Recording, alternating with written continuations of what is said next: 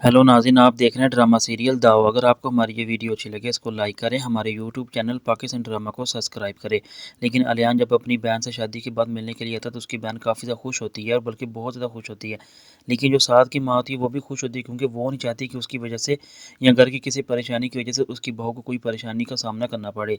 लेकिन अलियान इस बात को समझ रहा होता है कि साद का और मेरी बहन का आपस में किसी न किसी बात पर झगड़ा हो, जिन वजह से उनमें आपस में कोई ना कोई क्लैश है।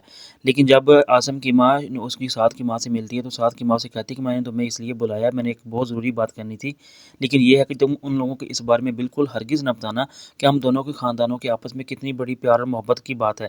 इसलिए उनसे ये बात छुपाए रखना। लेकिन आसिम की माँ कहती ठीक है, मुझे ये बताओ कि अगर उन लोगों को इस बारे में पता चल गया कि हम दोनों ने साद के बारे में उनसे झूठ बोला तो क्या कहेंगे। लेकिन जो नेहा की माँ होती है उसकी अचानक तबीयत ख़राब होती है जिस वजह से वो अल्लाह को प्यारी हो जाती है। लेकिन जब इस बारे में नेहा को पता चलता है तो नेहा से ये बात बिल्कुल बर्दाश्त नहीं होती। लेकिन जब उसकी माँ के घर से उसको कॉल करने के लिए बताया जाता है कि नेहा तुम जितनी जल्दी हो सके वहाँ पे आ जाओ, तुम्हारी माँ जो है अल्लाह को प्यारी हो गई है। लेकिन नेहा से ये बात बिल्कुल हरगिज़ बर्दाश्त नहीं होती कि उसकी माँ ने जो है उसको उसको बिना देखे ही चली गई है। लेकिन वो जब घर में सबको बताती है तो उसके ये बहुत बड़ा सदमा होता है। लेकिन यही बात जब वो आसिम को बताती तो आसिम भी फ़ौरी तौर पर अपनी तैयारी करता है और वापस पाकिस्तान आने के लिए, ताकि वो नेहा के पास उसको सँभाल सके। लेकिन जब उसकी जो माँ होती है वो कहती है मैंने तुम्हें एक बार तो कहा है कि बल्कि हम मैयत ले चुके हैं, जनाज़ा भी हो चुका है, लेकिन तुम्हारे आने की कोई ज़रूरत नहीं है।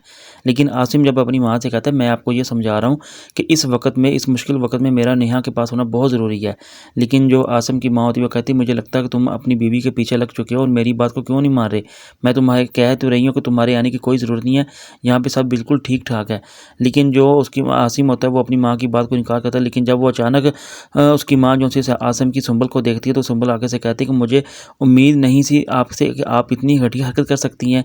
बल्कि इस मुश्किल वक़्त में आसिम का नेहा के पास होना बहुत ज़रूरी था और आप उसे रोक रहे हैं आने से। ऐसा क्यों है मुझे ये बताएँ?